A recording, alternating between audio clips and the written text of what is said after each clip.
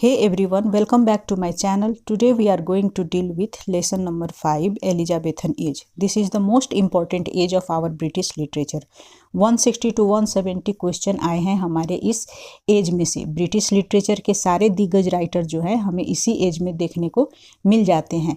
Elizabethan age में हमें बहुत सारी चेंजेस देखने को मिलती है, language wise, culture wise, literature wise, society wise, politics wise and so many more changes. वो एक एक चेंजेज जो एलिजाबेथन एज में हुई थी आप लोगों को इस वीडियो में देखने को मिलेगी और वीडियो के लास्ट में आपको एक अच्छी ओवरव्यू भी मिलेगा। तो लास्ट तक हमारे वीडियो के साथ बने रहिए and I have also brought some question for you जो आप लोगों को दिखाएंगे कि इस एज में से कैसे और किस टाइप के क्वेश्चन आते हैं। So in that's mood let's begin. ये पिक्चर जो आप लोग देख रहे हैं बेटा, ये पिक्चर है महारानी एलिजाबेथ की। एलिजाबेथन एज जो है which is also known age golden age of literature. हम लोगों ने पिछले वीडियो में एज ऑफ रिवाइवल में देखा था कि हम लोगों की क्रिश्चियनिटी के जो दो सेक्ट बन चुके, कैथोलिज्म एंड प्रोटेस्टेंटिज्म, जो टेंशन्स, जो रिलीजियस टेंशन्स, जो लड़ाइयाँ चल रही थी इतने सालों से, जो ब्लडशीड हो रहे थे और जो भी पॉलिटिक्स और राजाएं थे उनसे सिटीजन्स खुश नहीं थी कि कौन पावर में है, कौन चीज़ों को चला रहा है।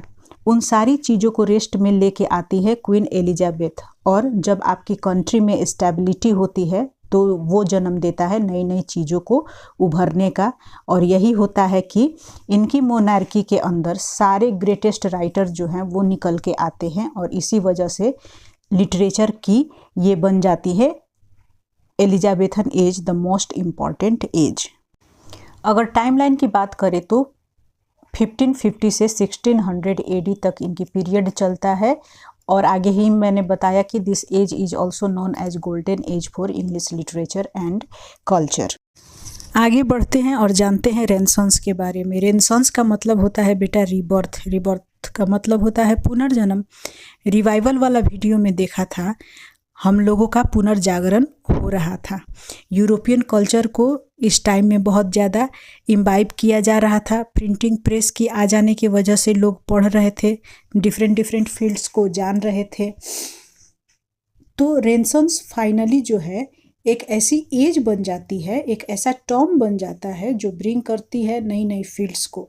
आपकी इस एज में लोगों के पास नई नई फील्ड्स पहुंचती है, वो चयन करते हैं, उसमें वो एक्सेल करते हैं। रेनेसांस जो है वो एक अम्ब्रेला टर्म बन जाती है for all kinds of creativity and new kinds of subjective fields that people were choosing and they were learning. तो आपकी जो एलिजाबेथन एज है वो रेनेसांस का ही एक पार्ट है। इस स्लाइड में आपको यही बताई गई है। अगर रेनेसांस के बारे में आप कुछ और ज़्यादा जानना चाहते हैं तो मेरे चैनल पर मेरा शॉर्ट्स भी है रेनेसांस के बारे में, जहां मैंने आपको बहुत अच्छे तरीके से पूरे डिटेल में रेनेसांस को समझाया है। आगे बढ़ेंगे और देखेंगे कि रेनेसांस या एलिजाबेथन एज के टाइम में क्या क्या लिटरेरी चेंजेज हुए थे और कौन कौन उन चेंजेज को लेके आया था। तो सबसे पहले एलिजाबेथन एज की शुरुआत करते हैं कुछ राइटर्स से जिनका नाम है यूनिवर्सिटी विट्स।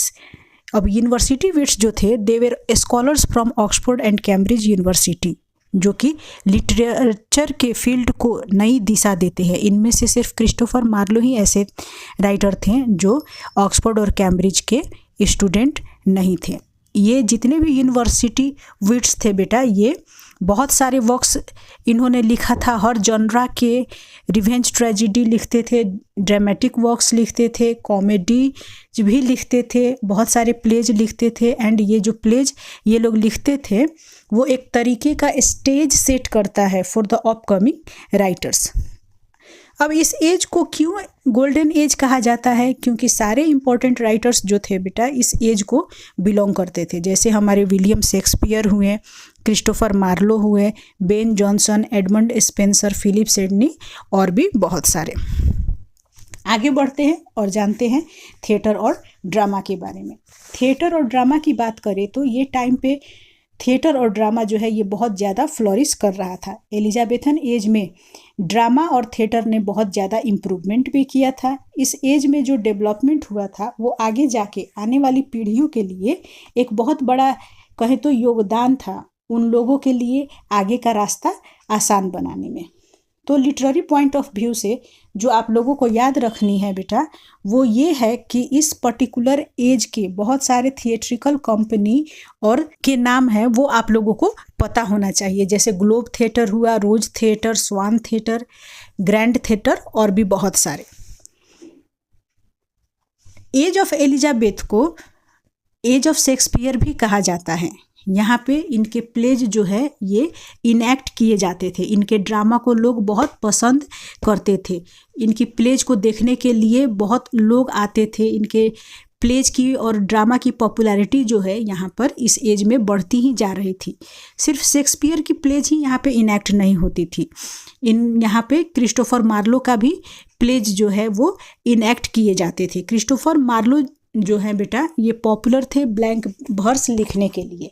ब्लैंक वर्स में इन्होंने भी यहाँ पे बहुत इम्प्रूव किया था। अब आप लोग कमेंट सेक्शन में मुझे कमेंट करके ये बताइए कि इंग्लैंड में ब्लैंक वर्स सबसे पहले किसने इंट्रोड्यूस किया था। आगे बढ़ेंगे और देखेंगे शेक्सपियर के कंट्रीब्यूशन के बारे में। शेक्सपियर को तो आप सभी लोग बहुत अच्छे से जानते हैं। बीइंग अ लिटरेचर स्टूडेंट, कोई भी ऐसा स्टूडेंट नहीं होगा जो शेक्सपियर के बारे में न जानता हो या उनके बारे में उनको न पहचानता हो। तो शेक्सपियर जो है बेटा ये अकेले ही एक ऐसे राइटर हैं जिन्होंने 38 प्लेज लिखी हैं, 154 सॉनेट्स लिखी हैं और 2 नैरेटिव पोएम्स भी लिखी हैं। तो बीइंग लिटरेचर स्टूडेंट आप लोगों को इनके सारे वर्क्स के नाम पता होना चाहिए। यूजीसी नेट ने कुछ इम्पॉर्टेंट वर्क्स है जिससे बार बार क्वेश्चन पूछा है, उसका नाम जो है मैंने ये नीचे स्लाइड में बताया है, तो ये नाम आप लोग एक बार ज़रूर से देख लीजिएगा। वो वर्क्स है Hamlet, Othello, King Lear, Midsummer Night's Dream, Merchant of Venice और भी बहुत सारे। आगे बढ़ेंगे और जानेंगे क्रिस्टोफर मार्लो के बारे में। क्रिस्टोफर मार्लो और शेक्सपियर जो है बेटा ये कंटेम्प्रोरी थे। इनकी बर्थ और डेथ की एक कॉन्स्पिरेसी थ्योरी भी है। अगर आप लोगों को इस बारे में पता है तो आप लोग कमेंट सेक्शन में कमेंट करके मुझे ज़रूर बताइएगा। क्रिस्टोफर मार्लो जो थे बेटा ये एलिजाबेथन एज के ड्रामा के एक सिग्निफिकेंट फिगर और कंट्रीब्यूटर रहे हैं। इनका जो सबसे इम्पॉर्टेंट वर्क है बेटा वो है डॉक्टर फॉस्चस, जिसको आप लोगों को बिल्कुल भी छोड़ के नहीं जाना है। 20+ क्वेश्चन अकेले डॉक्टर फॉस्चस से पूछे गए हैं। इनका वर्क जो है ये आपको एक एक लाइन पढ़ के जाना है। इसके अलावा आपको समरी, कैरेक्टर्स, डिटेल्स, इसके सोर्स कहाँ से लिया हुआ है, ये सारे एवरीथिंग आपको डॉक्टर फॉस्चस से पढ़ के जाना है। डॉक्टर फॉस्चस के अलावा इनके और भी वर्क्स हैं जैसे Jew of Malta, Chamberlain, Dido queen of Carthage. तो ये सारे वर्क्स आप लोगों को पढ़ के जाना है। इससे यूजीसी नेट ने काफ़ी बार क्वेश्चन पूछा है। आगे बढ़ेंगे, देखेंगे नेक्स्ट स्लाइड की ओर जो है हमारे पैट्रोनेज के बारे में। अब पैट्रोनेज क्या होता है ये जानते हैं। उस टाइम पर आप लोग सभी को पता ही है कि ड्रामा चल रहा था, थिएटर चल रहा था और जो हमारे राजा रानी थे वो ड्रामा देखते थे। तो आप लोगों ने एक चीज़ ज़रूर देखा होगा कहीं पे फिल्म में या किसी प्लेज में या टीवी सीरियल में कि जब कोई राजा महाराजा उनके दरबार में कोई बहुत अच्छा डांस करता है या बहुत अच्छा परफॉर्म करता है तो वो लोग खुश होकर अपना गले से हार या हाथों से अंगूठी निकाल के देते हैं। तो that is called patronage, royal patronage. और यहीं लिटरेरी पैट्रोनेज की बात करें तो यहाँ रानी थी तो खुद एलिजाबेथ जो थी ये लिटरेरी पैट्रोनेज थी, क्योंकि वो ऐसे राइटर्स को, ऐसे पोएट्स और ड्रामेटिस्ट को फाइनेंशियली सपोर्ट करती थी।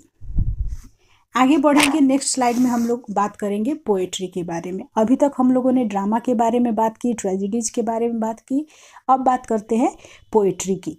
तो पोएट्री भी उस समय में बहुत ही ज़्यादा फेमस था बेटा। आपके एडमंड स्पेंसर जो है, फिलिप सिडनी जो है, ये सारे उस एज के और भी बहुत सारे राइटर हैं जो इम्पोर्टेंट पोएट्स के रूप में जाने जाते हैं। हमारे फिलिप सिडनी और भी जो बहुत सारे वर्क्स हैं वो अपनी पोएम्स और पोएट्री कलेक्शन के लिए जाने जाते हैं। Apart from the Faerie Queene, जो आप लोगों को डिटेल में पढ़ना है वो है स्पेंसर की वर्क एमोरोटी और उनकी स्पेंसरियन सोनेट सीक्वेंस, जिसके लिए वो बहुत फेमस हैं। इनकी जो सोनेट का परफॉर्मा है वो आप लोग को पता होना चाहिए, कितने लाइन्स है, कितनी क्वार्टरेन है।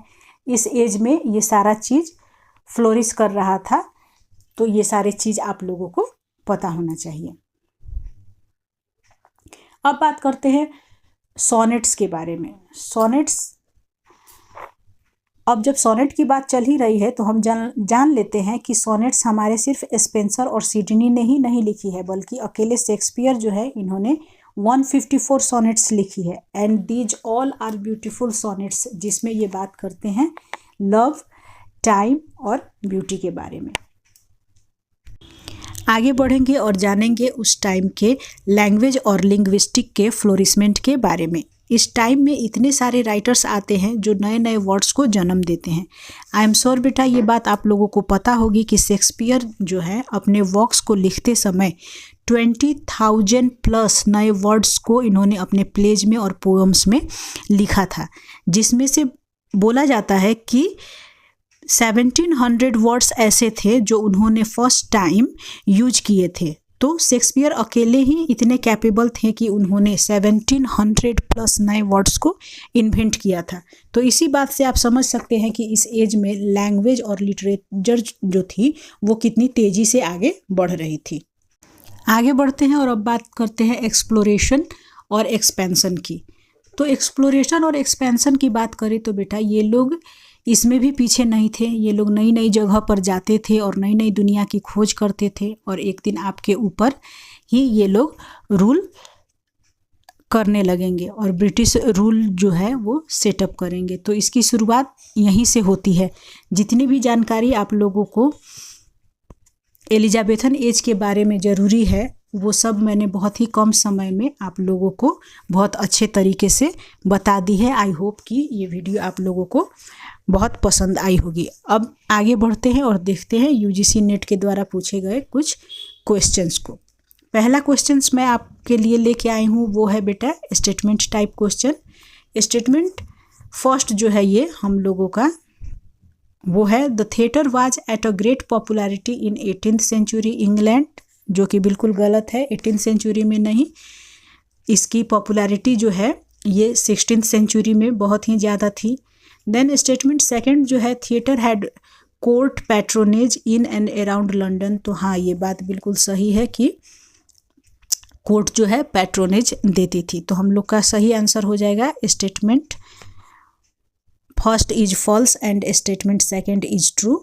तो नंबर डी जो है ये हम लोग का है करेक्ट आंसर। चलिए आगे बढ़ते हैं और देखते हैं नेक्स्ट क्वेश्चन। नेक्स्ट क्वेश्चन जो है वो है बेटा identify the important theatres of the Elizabethan period. Elizabethan period के इम्पॉर्टेंट थिएटर्स कौन कौन से थे ये आप लोगों को चूज करना है। ऑप्शन देखते हैं। ऑप्शन है हम लोग के पास peacock, globe, swan, grand. The correct answer is answer B globe and swan theatre. Next question जो है बेटा ये है हम लोगों की to which mythological character is doctor Faustus compared in the prologue of doctor Faustus. तो सही आंसर है बेटा आंसर सी इकारस। आगे बढ़ते हैं। नेक्स्ट क्वेश्चन जो है वो है हम लोगों का who among the following attached himself to the Earl of Nottingham theatrical company. जैसा हम लोग जानते हैं कि इस एज में बहुत सारे थिएट्रिकल कंपनी और थिएटर की सेटअप हुई थी, इस्टेब्लिशमेंट हुई थी। तो इसमें से कौन थे वो? तो आप लोग का ऑप्शन है William Shakespeare, Christopher Marlowe, George Peele and Ben Jonson. And the correct answer is Christopher Marlowe. आज के लिए इतना ही। आई होप कि आप लोगों को ये वीडियो बहुत पसंद आई होगी। मिलते हैं फिर नेक्स्ट वीडियो में। तब तक के लिए feel free to like, share and subscribe my channel. Thanks for watching.